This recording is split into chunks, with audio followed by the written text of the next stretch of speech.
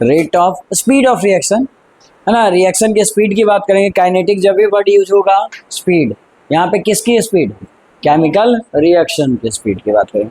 तो rate of reaction को दो टर्म में डिवाइड करते हैं, दो टर्म में निकाल सकते हैं, एक तो एवरेज और एक, है ना, या उसको डिफरेंशियल भी दूसरे शब्दों में कहते हैं। तो चलिए पहला लिखिए, एवरेज रेट।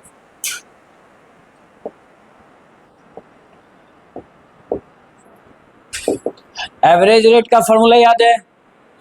एवरेज रेट क्या होता है जी, किसी एक पार्ट, क्या होता है, एक ड्यूरेशन में, है ना, कितना चेंज आ रहा है, यानी कि final minus initial divided by T2 minus T1। अगर दो अलग अलग टेम्परेचर की बात करेंगे तो ये लिख सकते हो, ये होता है तुम्हारा किसका फॉर्मूला, ये एवरेज रेट। ठीक है, यहाँ पे माइनस साइन भी होता है क्या आगे, बोलो नहीं ना, तो डिपेंड करता है, देखिए आप लिख लीजिए, ये हो गया एवरेज रेट। सुनिए, या तो इस पे न्यूमेरिकल आएगा या फिर आपको आएगा 2 मार्क्स का क्वेश्चन कि एक्सप्लेन द एवरेज रेट, तो आप एक्सप्लेन कर दोगे ना, है ना। It is calculate to the given या given time of duration, duration में ये निकालते हैं, तो उसी को रेट को क्या बोलते हैं, एवरेज रेट। और एक पार्टिकुलर इंस्टेंट पे निकाले तो उसको क्या बोलते हैं, तो सेकेंड पार्ट लिखो इसका,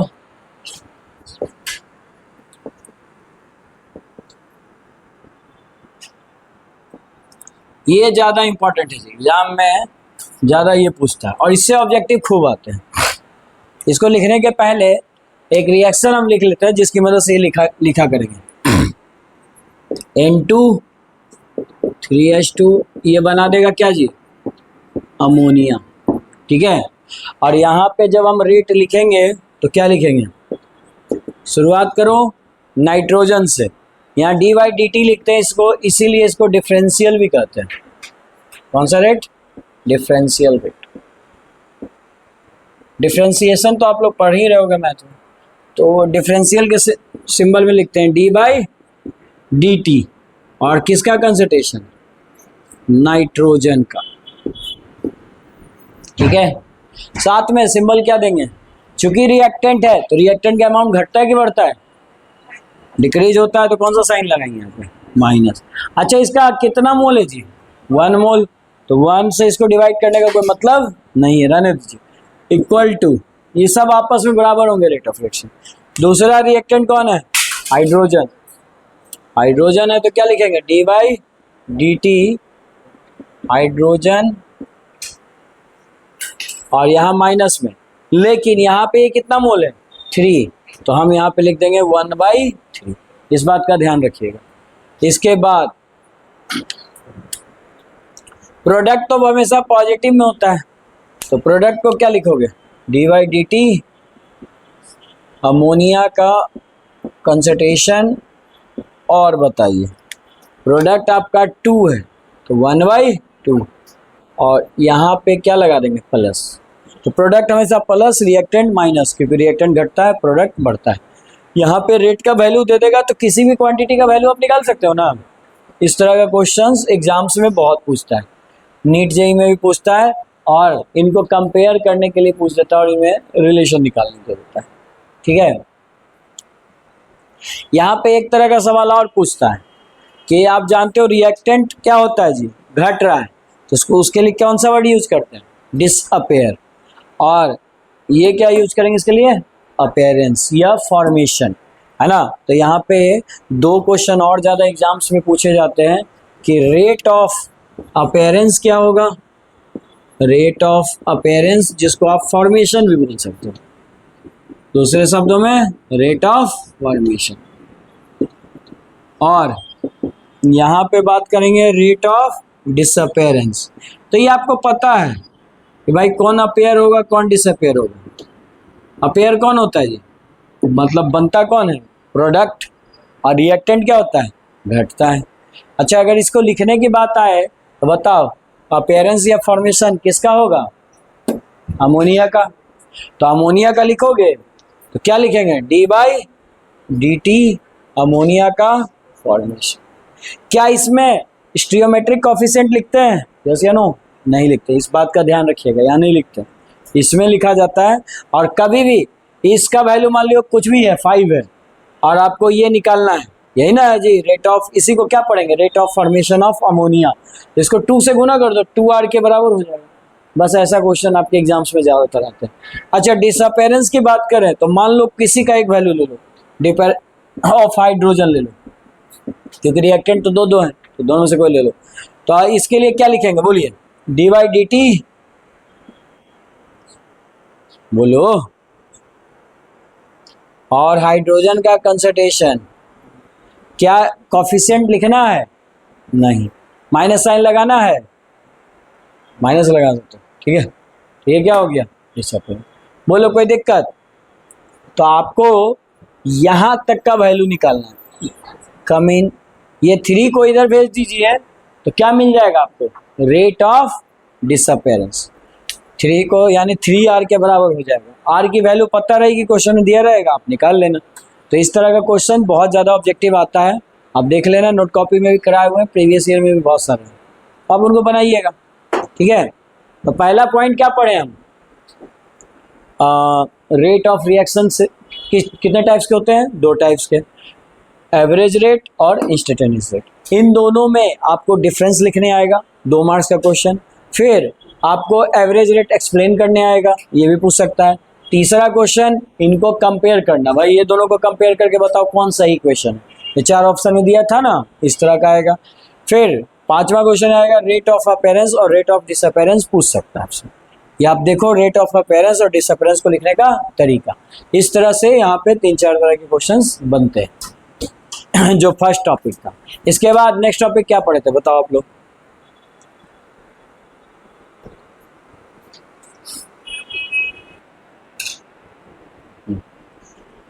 तो law of mass action 2 marks में पूछेगा, डायरेक्ट लिखना, it is the rate of reaction is directly proportional to concentration of active mass, है ना, this is called law of mass action. कोई एक एग्जांपल लिया, इसको रेट ऐसे लिखा, प्रोपोर्शनल साइन को हटाया, के लिखा, के क्या है तुम्हारा, के का नाम है रेट कांस्टेंट, रेट कांस्टेंट है ना, के। तो यहाँ पे कभी कभी पूछेगा यूनिट ऑफ रेट कांस्टेंट, ये भी सवाल आता है कि यूनिट ऑफ, अच्छा यहाँ पे ऑर्डर आप जानते हो, ये पावर को ऐड कर दो वो ऑर्डर ऑफ रिएक्शन निकल जाएगा। आपके सिलेबस में से तो 0 और फर्स्ट ऑर्डर पढ़ना है, लेकिन ऑर्डर निकालने में 1, 2, 3 कुछ भी हो सकता है, फ्रैक्शन में भी हो सकता है, माइनस में भी हो सकता है, 0 भी हो सकता है, ठीक है। तो ऑर्डर कुछ भी हो सकता है, वो आप देख लीजिएगा, जैसा क्वेश्चन देगा उसको जोड़ दीजिएगा। अब मेन बात आता है यूनिट निकालना, किसका, रेट कांस्टेंट का। ये भी 1 मार्क्स का ऑब्जेक्टिव बहुत ज़्यादा बिहार बोर्ड एग्जाम में पूछते हैं, ठीक है। तो अगर यूनिट निकालना है तो इसके लिए एक सिंपल सा ट्रिक सिखाया था, ऐसे तो आप तरीका से निकालिए लोगे कन्वेंशन में। सिंपल ट्रिक क्या था जी, बताइए आप यहाँ क्या था इसका ट्रिक, बताओ जी तुम इधर से। हाँ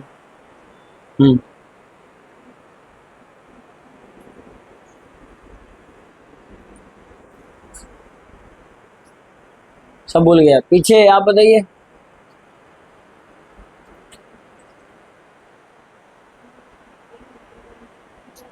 बगल में, हाँ ये बताया था, मोल लीटर इनवर्स, मोल पर लीटर, सीधा साथ मोलरिटी का नहीं होता है ये क्वेश्चन, मोलरिटी इक्वल टू क्या होता है, मोल पर लीटर। अब बगल में क्या होता है, सेकेंड इनवर्स। इस पे पावर जो होता था यह था 1 माइनस एन, एन क्या है, ऑर्डर ऑफ रिएक्शन। बैठो सब याद करना जी, देखो एन हो गया आपका ऑर्डर ऑफ रिएक्शन, 0 बोलेगा तो 0 पुट कर देना, 1 बोलेगा तो ऑर्डर ऑफ रिएक्शन। इससे आप डायरेक्टली किसी भी first order, second order, third order का आप क्या निकाल सकते हो, या जो भी है फ्रैक्शन में भी रहेगा तो आप उसका क्या निकाल सकते हो, यूनिट। बाकी तो तरीका बताया उससे भी निकाल लेना अगर भूल जाते हो तो, शॉर्ट ट्रिक, ठीक है। तो ये ध्यान में रखिएगा, इसीलिए अलग से लिखवा रहा हूँ, इससे ऑब्जेक्टिव क्वेश्चन बहुत आएगा। जैसे फॉर एग्जाम्पल यहाँ n का वैल्यू 1 रखे, एक हम एग्जाम्पल कर ही लेते हैं। हमको बोला फर्स्ट ऑर्डर का बताइए जी, तो n का वैल्यू कितना लेंगे बताइए, 1। तो बताइए के का यूनिट क्या आएगा? बस सिंपल सी बात है, 1 1 0 हो जाएगा, ये टर्म 0 सेकेंड इनवर्स, यानी कि यूनिट ऑफ के फर्स्ट ऑर्डर के लिए क्या आ जाएगा? Second inverse. इसी तरह 0 1 जो भी आपको निकालना, 1/2 3/2 कुछ का भी निकालने देगा, आप निकाल लीजिएगा, n का वैल्यू उतना ही पुट कर दीजिएगा। बोलिए कोई दिक्कत? ठीक है, तो यहाँ तक लिखिए। अच्छा, ये तो यूनिट हमने कंसंट्रेशन में लिखा। अगर रिएक्टेंट गैसेस में रहेगा तो क्या लिखेंगे? मतलब के का वैल्यू, गैस का यूनिट क्या होता है ना, एटीएम या बार जो भी बोलो, तो एटीएम 1 माइनस n और सेकेंड इनवर्स। ये कब यूज करेंगे बाबू? जब तुम्हारा रिएक्टेंट किस में हो? गैसियस में, है ना। तो लिख लो reactant are gaseous, for gaseous reactant.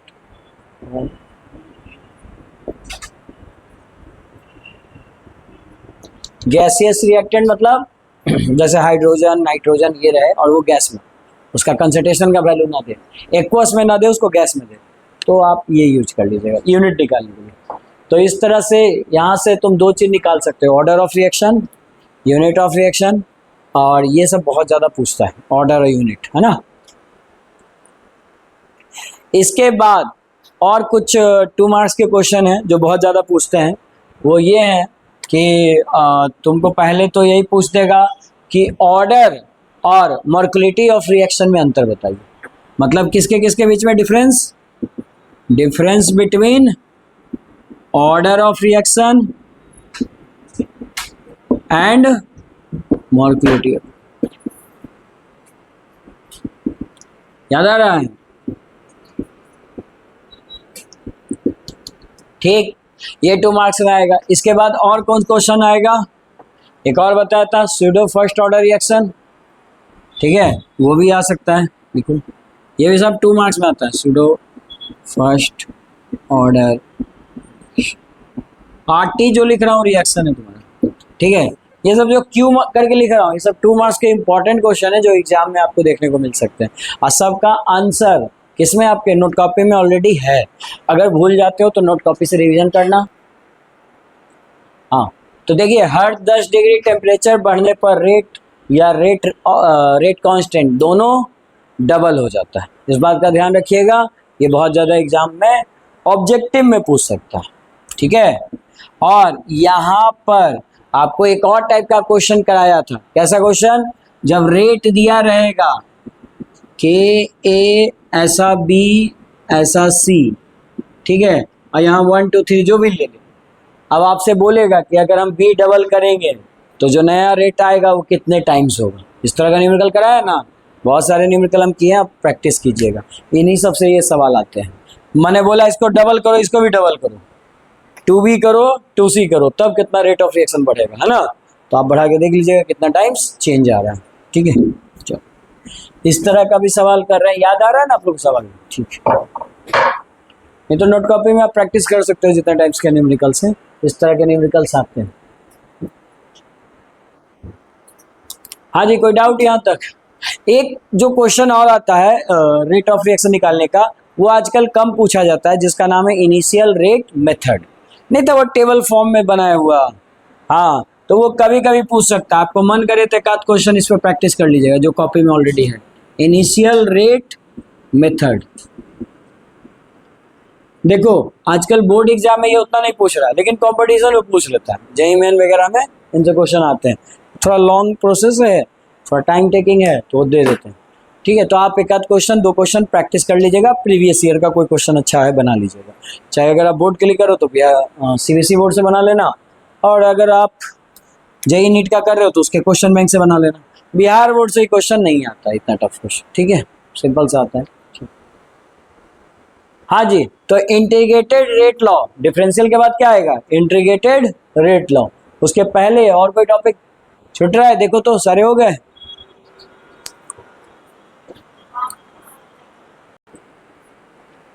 हाँ जी, एक क्वेश्चन और लिख लीजिए, ये भी पूछता है कि हाफ लाइफ टाइम क्या है, ये भी 2 मार्क्स में। ये सब क्यू जितना लिखा है ना, सब 2 मार्क्स में आ सकता है, तो लिख लो हाफ लाइफ टाइम। जिसको हम किससे डिनोट करते हैं, टी हाफ से। इनिशियल कंसंट्रेशन को आधा होने में जितना टाइम लगेगा वही क्या कहलाएगा, हाफ लाइफ टाइम। मतलब कि अगर 100 ग्राम है तो 50 ग्राम होने में जितना समय लगेगा वही क्या कहलाएगा, हाफ लाइफ टाइम। इसी प्रोसेस का तो यूज किया जाता है किसके लिए, कार्बन डेटिंग प्रोसेस। कोई भी चीज़ कितनी साल पुरानी है, उसका एज कितना हुआ है, वो पता लगाया जाता है इसी मेथड से। ठीक है, कोई पेड़ होता है ना, या ज़मीन से नीचे से निकलते हैं माइनिंग के द्वारा, है ना, जो भी स्टैचू हैं तो कितने साल पुराने हैं, इस प्रोसेस से पता करते हैं। उसमें कार्बन का अमाउंट पता करते हैं इसको। कोई डाउट यहाँ तक? नेक्स्ट टॉपिक क्या था जो सबसे इंपॉर्टेंट है, इंटीग्रेटेड रेट लॉ। सबसे ये बेस्ट मेथड है टू कैलकुलेट।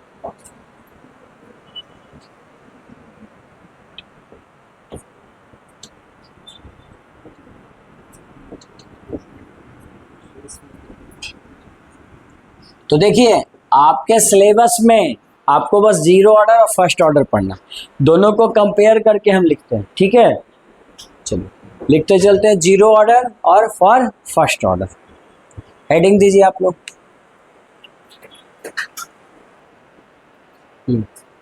तो देखिए जीरो ऑर्डर लिखना है, रेट के ए टू द पावर जीरो, ये जो भी यहाँ टर्म लिखा रहता है वही आपका ऑर्डर ऑफ रिएक्शन है। सिमिलरली यहाँ 1 पुट कर दीजिए, फर्स्ट ऑर्डर रिएक्शन हो जाएगा। के की वैल्यू रेट कांस्टेंट इतना होता है, मतलब सिंपल है याद करना, initial concentration minus final concentration by time. यहाँ पे एक नया वैल्यू आता है इतना divide by T log final initial bye final.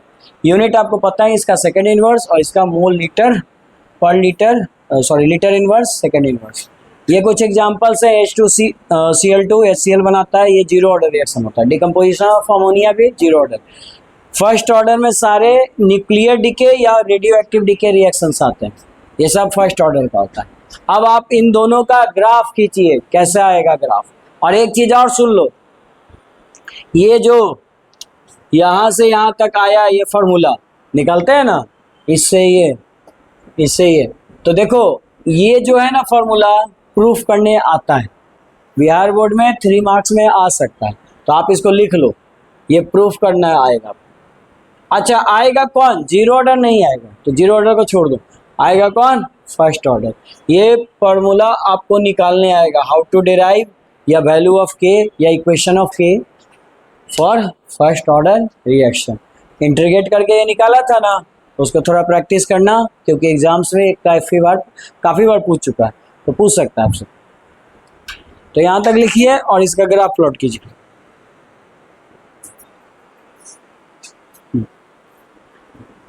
देखिए रेट कांस्टेंट का जब हम ग्राफ खींचेंगे तो आप इसको रीअरेंज कीजिएगा इसको, तो ये क्या आ जाएगा, ए और ये के टी माइनस के टी प्लस ए नॉट, ये आपका बाई एक्सिस पे आ जाएगा, ये एक्स एक्सिस पे आ जाएगा, और ये एम स्लोप निगेटिव हो जाएगा, और ये सी, तो सी से ग्राफ जाएगा और डिक्रीजिंग ग्राफ जाएगा क्योंकि स्लोप निगेटिव है। सिमिलरली जब आप इसका ग्राफ खींचिएगा तो इसको हमने रीअरेंज किया तो बाई एक्सिस पे लॉग ए बाई एक्सिस पे, और सी का जो कंसंट्रेशन है वो लॉग ए नॉट, और स्लोप क्या है आपका, निगेटिव माइनस के अपॉन इतना, तो ये आप स्लोप निगेटिव यहाँ तक लिख दो, और टी आपका हो गया एक्स एक्सिस पे।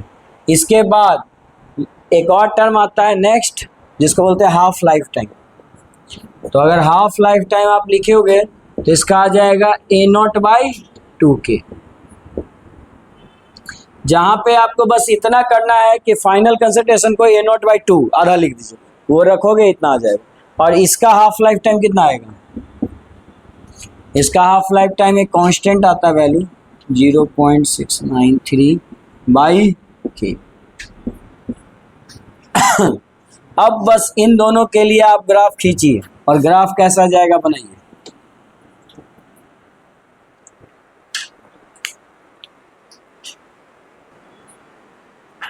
ये तो बहुत सिंपल सा ग्राफ है। अगर बाई एक्सिस पे आप रखिएगा टी हाफ को और एक्स एक्सिस पे इनिशियल कंसंट्रेशन, तो बताइए by equal to M X plus C. अच्छा देखो एक्स एक्सिस ये आ गया 1 m कितना आया 1/2k, तो ग्राफ क्या है, पॉजिटिव या इंक्रीजिंग या डिक्रीजिंग, इंक्रीजिंग। तो कहाँ से जाएगा, अच्छा हाँ, लेकिन जाएगा कहाँ से, क्योंकि सी का वैल्यू 0 है तो ओरिजिन से जाएगा, ये रहेगा। और स्लोप का वैल्यू क्या आएगा बताइए, m इजकल टू 1/2 के, ये स्लो ग्राफ इंक्रीजिंग जाएगा। अच्छा इसमें ग्राफ खींचोगे तो यहाँ पे y जो है एक कांस्टेंट वैल्यू है, ये भी कांस्टेंट नंबर है, ये रेट कांस्टेंट, तो एक कांस्टेंट वैल्यू आएगा, तो कांस्टेंट का ग्राफ क्या जाएगा, एक्स एक्सिस से पैरेलल जाएगा। ए नॉट पे ये डिपेंड करेगा नहीं, तो इसकी वैल्यू यहाँ पे हो जाएगी 0.693 डिवाइड बाई के। इसका मतलब कि half life time of first period does not depend on initial concentration. इसका वैल्यू 5 रहे 10 रहे, इसका वैल्यू फिक्स रहता है, इस पर डिपेंड नहीं करता। तो ये बात भी नोट करके लिखो, नेक्स्ट पॉइंट में बहुत इंपॉर्टेंट है, ऑब्जेक्टिव में पूछता है एग्जाम में। लिखिए half life time of first order, half life time of first order reaction half life time of first order reaction does not depend on initial concentration, does not depend on initial concentration। initial concentration कुछ भी ले लो, ये half life time इस पे depend नहीं करता है। आया बात समझ में।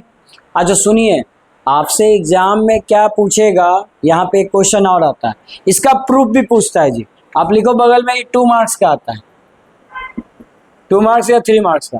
वो पूछेगा why half life time of first period can not depend on या डज नॉट डिपेंड ऑन या इंडिपेंडेंट ऑफ इनिशियल कंसंट्रेशन। आप क्या लिखोगे उसका आंसर बताओ। तो कहाँ से शुरू करोगे, समझ में आ रहा है, कहाँ से शुरू करोगे, यहाँ से शुरू करोगे, कहानी शुरू से शुरू करना, ठीक है। रेट कांस्टेंट कितना था, इतना, ठीक।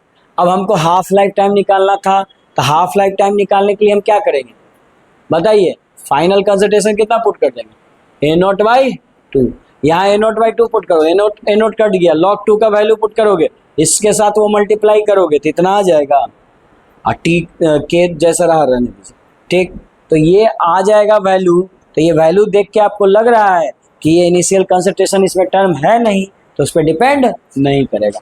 मतलब आपको क्या क्या प्रूफ करना था, जब भी आएगा प्रूफ दैट या why half life time does not depend on initial concentration, तो आप क्या लिखोगे, फर्स्ट ऑफ ऑल लिखना we know that rate equation of rate constant for first order reaction is k equal to इतना। और फिर क्या लिखोगे, at half life time t equal to t half, a equal to A0/2। अब ये दोनों value put करना इसमें, तो ये कट के log 2 का वैल्यू रखोगे, इतना आ जाएगा, के टी का वैल्यू क्या रखेंगे, टी हाफ, ये आ जाएगा, के रहने देना, तो फाइनली ये वैल्यू आ जाएगा। तो लिख देना from this reaction we can calculate, हम लोग कंक्लूड कर सकते हैं, निष्कर्ष पे पहुंच सकते हैं कि इसमें A0 का टर्म नहीं है, तो ये A0 पे डिपेंड यानी इनिशियल कंसंट्रेशन पे डिपेंड नहीं करेगा। आया समझ में कि अगर ये थ्योरी में आ जाएगा ये प्रूफ करने के लिए, तो क्या करेंगे, कुछ नहीं, यहाँ से लेके यहाँ तक प्रूफ करेंगे। आ रहा बात समझ में। तो बिहार बोर्ड में ये पूछा हुआ क्वेश्चन है, इसलिए बता भी रहा हूँ, ठीक है। सीबीएसई बोर्ड में इतना थ्योरेटिकल क्वेश्चन नहीं पूछता है, वो लोग न्यूमेरिकल्स दे देगा इसको निकालने के लिए, ठीक है। न्यूमेरिकल्स तो हमने बहुत सारे किए, लेकिन बात यही है कि बिहार बोर्ड बहुत ज़्यादा थ्योरेटिकल क्वेश्चन पूछता है, तो इसलिए हर थ्योरेटिकल क्वेश्चन का आप प्रैक्टिस जरूर कीजिए। समझ में आया थ्योरेटिकल क्वेश्चन क्या है, क्या है जी, यहाँ आएगा इसको प्रूफ करना, ये प्रूफ कर लिए, अब उसके बाद कहेगा इससे ये लाएं, तो ये डायरेक्ट नहीं बोलेगा, बोलेगा इनिशियल कंसंट्रेशन पर डिपेंड नहीं कर रहा, तो क्या करोगे, ये इक्वेशन लिखना और इसको प्रूफ कर देना, और ये लिख देना कि फाइनली ये डिपेंड नहीं करता। ऑब्जेक्टिव क्वेश्चन कैसा आएगा, वही पूछेगा कौन सा ऑर्डर ऑफ रिएक्शन है जो इनिशियल कंसंट्रेशन पे हाफ लाइफ टाइम उसका डिपेंड नहीं करता है, कौन, फर्स्ट ऑर्डर, पहला क्वेश्चन। दूसरा क्वेश्चन ये पूछ सकता है तुमसे, यहाँ पे सुनो, दूसरा ये पूछ सकता है कि ये तो प्रूफ कर ही लिए तुम, और यहाँ पे सबसे ज्यादा क्या पूछेगा, इन फार्मूला पे न्यूमेरिकल्स, यहाँ से न्यूमेरिकल्स बहुत आते हैं, और ये सब ज़्यादातर न्यूमेरिकल्स आपको कहाँ देखने को मिलेगा, सीबीएसई बोर्ड के क्वेश्चन में। ठीक है, तो आप चाहो तो इस पर क्वेश्चन लिख लो कि यहाँ से न्यूमेरिकल्स भी आते हैं। कोई दिक्कत किसी को? नहीं। अब यहाँ से एक और ऑब्जेक्टिव क्या आता है, देखिए सुनिए क्या आता है। आपसे पूछेगा कि ये रेट देख रहे हैं ना, रेट ऑफ रिएक्शन, ठीक है, और रेट कांस्टेंट, किस ऑर्डर ऑफ रिएक्शन में रेट कांस्टेंट और rate constant and rate of reaction का यूनिट सेम होता है? जीरो ऑर्डर का सेम क्यों होता है? क्योंकि ये तो हट ना गया जी, एक आ गया, तो यहाँ पे रेट किसके बराबर हो गया, रेट कांस्टेंट के बराबर। यानी इसके लिए क्या होगा, रेट ऑफ रिएक्शन और रेट कांस्टेंट का यूनिट सेम होगा। यहाँ सेम नहीं होगा क्योंकि इसके साथ ये भी टर्म है ना, ये अपना, इसका भी तो कुछ यूनिट होगा, तो चेंज हो जाएगा। लेकिन यहाँ पे जो रेट का यूनिट होगा वो रेट कांस्टेंट का भी यूनिट होगा। जैसे मैं आपसे पूछूं, आपको पता है के का यूनिट क्या होता है, फर्स्ट ऑर्डर के लिए क्या होता है के का यूनिट, सॉरी जीरो ऑर्डर के लिए इतना। तो अगर हम पूछेंगे रेट का यूनिट क्या होगा, तब क्या बोलोगे, यूनिट ऑफ रेट बोलो। हाँ जी बताइए, यूनिट ऑफ रेट सेम रहेगा क्योंकि दोनों का यूनिट, यही पॉइंट्स पूछेगा। लिख चुके हैं यहां तक? ठीक।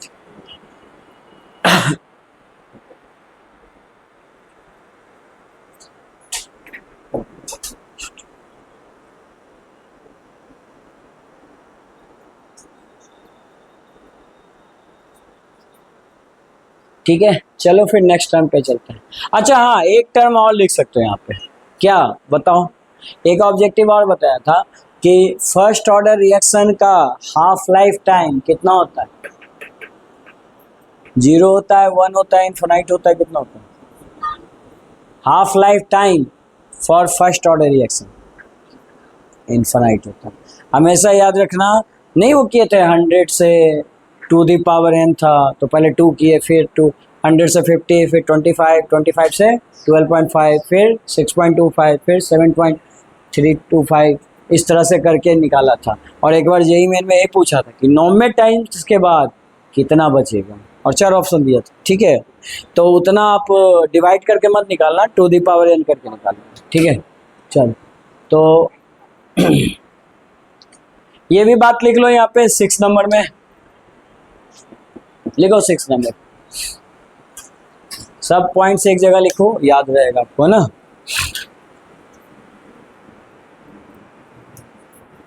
क्या लिखोगे बोलो?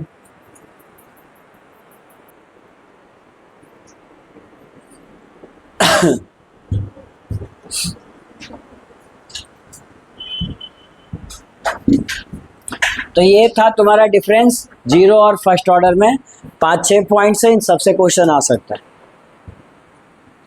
इसके बाद क्या पढ़े थे बताओ, नेक्स्ट टॉपिक क्या था? एरेनियस इक्वेशन के भी पहले कुछ पढ़े थे, हाफ लाइफ टाइम भी, बताओ।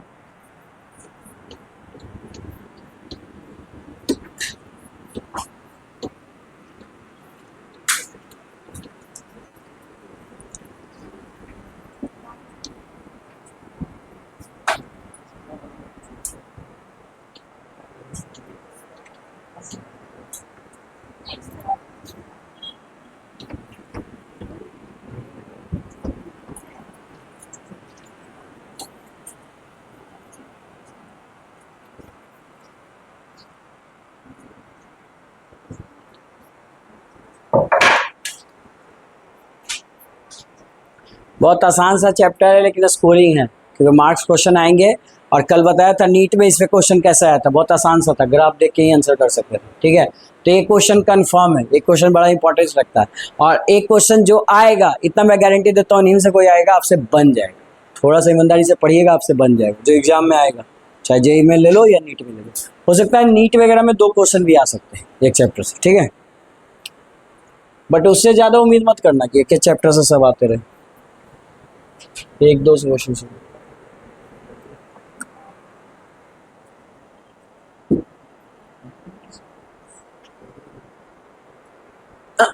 ये पढ़े थे, amount of substance left after nth half cycle. nth half cycle के बाद अमाउंट ऑफ सब्सटेंस कितना बचेगा, याद है ना, कितना बचेगा जी? Initial concentration by two the power n। अभी तो मैंने बोला था बातों बातों में कि IIT जेईई में 9वें साइकिल के बाद पूछा था ना, तो वही तो आपसे पूछ रहा हूँ। ठीक है, तो लिखो नेक्स्ट हेडिंग को, अमाउंट ऑफ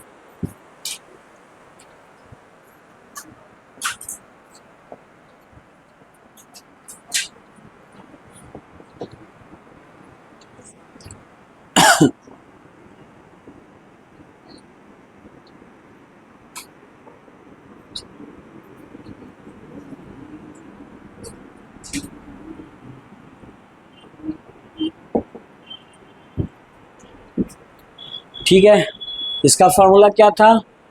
ए नोट का वो लोग वैल्यू दे देगा to the power n. N क्या है?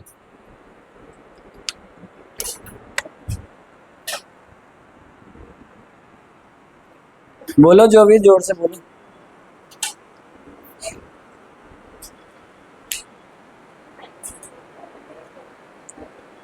नंबर ऑफ क्या?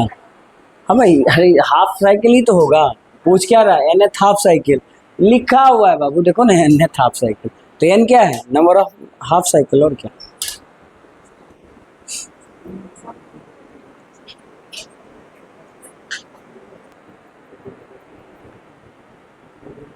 तुम लोग में कितने लोग को स्कूटी चलाने आता है? तुम लोगों को तो आता होगा सबको, इन लोगों में से साइकिल चलाने सबको आता है पक्का? स्कूटी आता है सबको? नहीं आप लोग तो सबको आता होगा। फोर व्हीलर भी चलाते हो? कौन कौन? आप 2 लोग और उधर 3। लाइसेंस बनवाया? नहीं, ऐसे ही चला लेता है।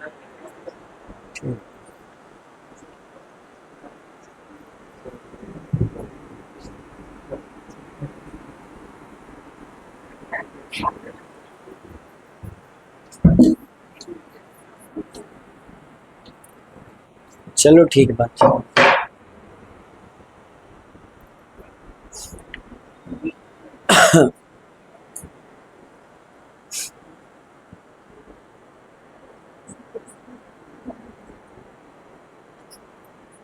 तो एक्टिवेशन एनर्जी, मिनिमम एनर्जी की रिक्वायरमेंट है, किस लिए? रिएक्टेंट को कन्वर्ट करने के लिए प्रोडक्ट में। ठीक है, किसी चीज को कितना भी, कोई भी कंबसन रिएक्शन हो, कोयला को जलाना हो, तो आपको एक मिनिमम एनर्जी तो इसको देना ही पड़ेगा, जिसको बोलते हैं इग्निशन टेम्परेचर।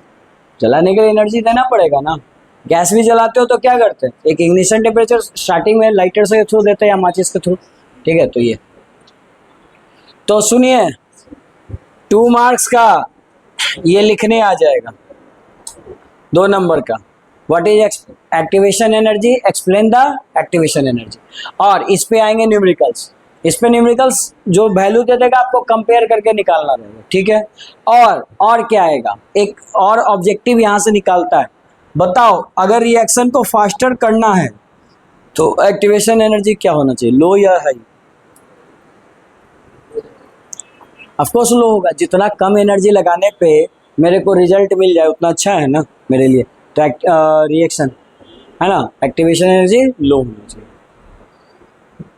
आप लोग भी अपने एग्जाम को निकालने के लिए कितना एनर्जी लगाते हो मिनिमम, जिससे काम चल जाए? नहीं, लास्ट टाइम ये ना कहते हो गेस्ट क्वेश्चन बता दो सर, है ना, क्योंकि ये हम कम से कम पढ़े, मार्क्स ज़्यादा से ज़्यादा। ठीक है,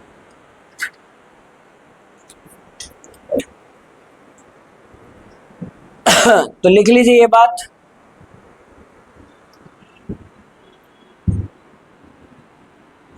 एक्टिवेशन एनर्जी लो होना चाहिए, किस लिए जी? तब रेट ऑफ रिएक्शन क्या हो जाएगा, फास्टर। या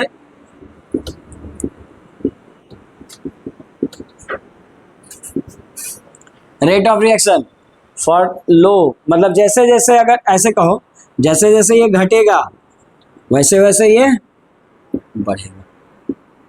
एक्टिवेशन एनर्जी और रेट ऑफ रिएक्शन में यही रिलेशन आया बात समझ में? अच्छा, हम पूछे रेट कांस्टेंट, तब क्या बोलोगे? रेट कांस्टेंट की तब क्या कहेंगे बोलो?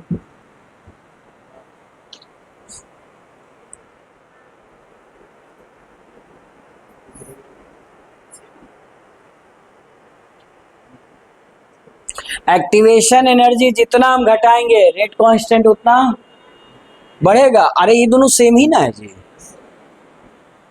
देखो हम प्रूफ करके दिखाते हैं तुमको इस फॉर्मूला पे। आइए बात करते हैं। k equal to a e to the power. अच्छा इसको ऐसे लिख सकते हैं, बताओ तो, किसी को दिक्कत हो तो बताना। इसको नीचे ले आए, कोई दिक्कत नहीं। अच्छा एक बात बताओ, ये का वैल्यू हम बोल रहे हैं घट रहा है, घट रहा है ना, तो आप बताइए पूरा वैल्यू क्या हो जाएगा? अगर ये वैल्यू घट रहा है तो एक्सपोनेंशियल पे पावर जो मान लो 10 आना चाहिए वो 8 आएगा घट के, या 5 आएगा, तो वैल्यू टोटल वैल्यू क्या हो जाएगा? घटेगा, घटेगा। अगर छोटे वैल्यू से इसको डिवाइड कर रहे हैं तो पूरी वैल्यू क्या हो जाएगी? बढ़ेगी। के का वैल्यू क्या हुआ? बढ़ गया। तो इक्वेशन से भी चेक कर सकते हो, है ना। तो यहाँ पे रेट ऑफ रिएक्शन बढ़ रहा है, किसी को दिक्कत नहीं ना। तो ये जब जब डिक्रीज होगा ये बढ़ेगा। तो ये आपका एग्जाम में, इसको बॉक्स में घेरो, ये सब ऑब्जेक्टिव क्वेश्चन है एग्जाम में। अच्छा एग्जाम में इतना अच्छा से नहीं देगा, वो लैंग्वेज में देगा जी, है ना। मतलब with decrease in activation energy, change in rate constant become double, half, increase, decrease, remain same, 4 option दे देगा, आप टिक कीजिएगा। आ रहा है समझ में? तो इस तरह से ऑब्जेक्टिव आएगा आपका। यहाँ तक कोई डाउट नहीं। अब बात आता है कि जब न्यूमेरिकल सॉल्व करना हो तो इक्वेशन दिया रहेगा तो कंपेयर कर लोगे, लेकिन इससे न्यूमेरिकल सॉल्व नहीं होगा। के का वैल्यू दे दे ये आर टी, एक्सपोनेंशियल सॉल्व नहीं होगा क्योंकि कैलकुलेटर एग्जाम में अलाउड नहीं होता है। इंजीनियरिंग में जाओगे ना तो उनके एग्जाम्स में अलाउड होते हैं कैलकुलेटर आप, ठीक है। फिलहाल इंटर तक अलाउड नहीं है।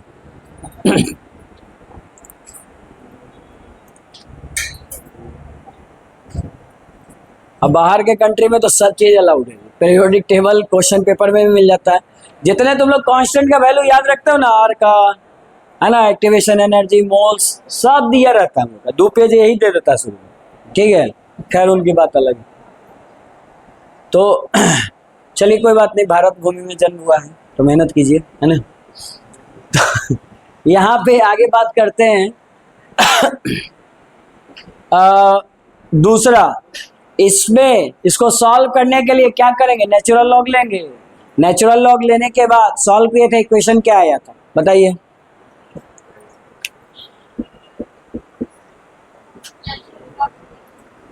हाँ नेचुरल लॉग, जिसको लॉग में चेंज कर लो बेटर रहेगा, लॉग में चेंज कर लो, या दोनों इक्वेशन लिख लो, नेचुरल लॉग और लॉग दोनों, ठीक है। तो यहाँ पे नेचुरल लॉग के ये आगे आ जाएगा टर्म, ठीक। तो क्या लिखोगे?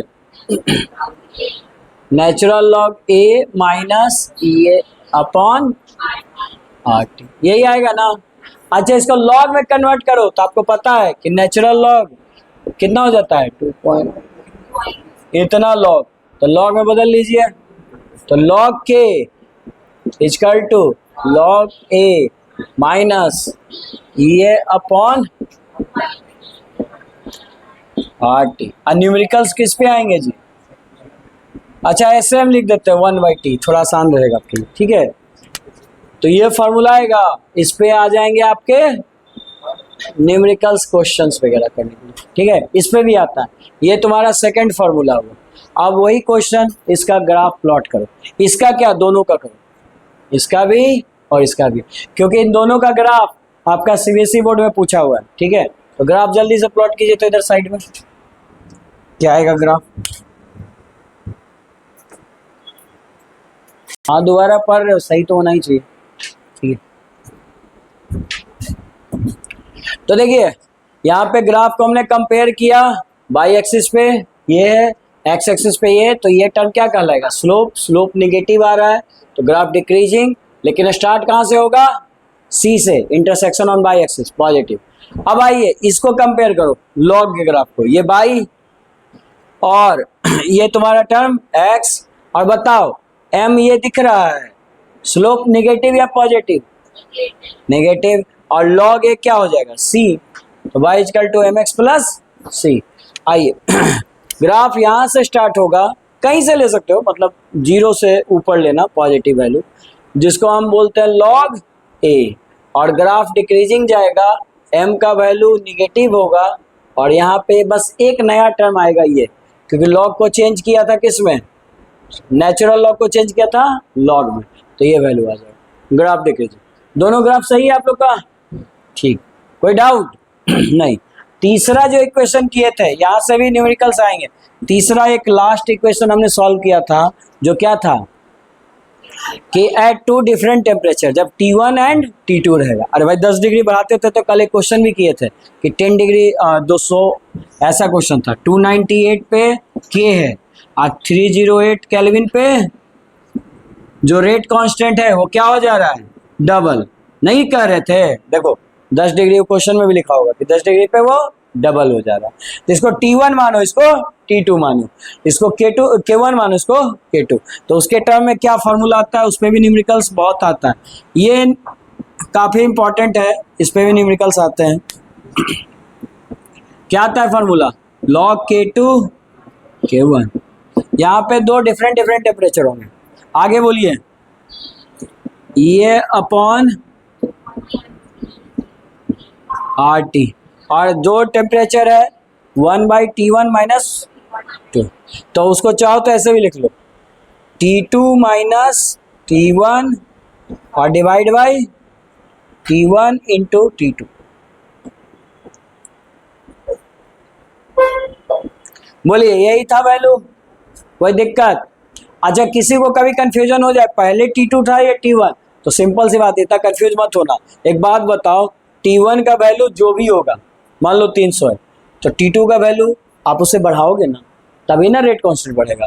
मान लो 310 रहा, तो हमेशा T2 पहले आएगा, क्योंकि बड़ी वैल्यू से छोटी वैल्यू घटाएंगे तभी ना पॉजिटिव वैल्यू आएगा, नेगेटिव नहीं आना चाहिए नंबर, ठीक है। तो हमेशा याद रखिएगा T2 पहले, T1 बाद में, माइनस करना। तो ये आपका थर्ड इक्वेशन है जिससे आपके एग्जाम्स में न्यूमेरिकल्स पूछे जाएंगे। आपके बोर्ड एग्जाम में सब न्यूमेरिकल खूब आता है। कल भी हमने 3, 4, 5 तो क्लास में किए थे, बाकी आपको होमवर्क दिया था NCERT का 3 क्वेश्चन आप बनाए थे। कितने लोग बनाए थे 3 क्वेश्चन?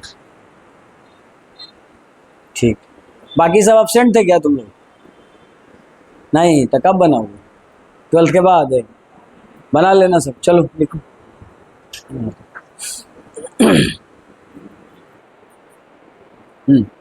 तो देखिए कैटलिस्ट आपका जो रेट ऑफ रिएक्शन, इतना एक्टिवेशन एनर्जी था उसको कम कर दिया, और इसको कम करके क्या स्लो कर दिया जी, किसको स्पीड अप कर दिया, रेट ऑफ रिएक्शन। तो ये था तुम्हारा कैटलिस्ट का यूज, और यही था तुम्हारा एक छोटा सा chapter chemical kinetic. Again important chapter है, क्वेश्चन इससे आएंगे, तो नेक्स्ट टेस्ट में इसी से क्वेश्चन आएंगे, ठीक है। आप इसको पढ़िएगा।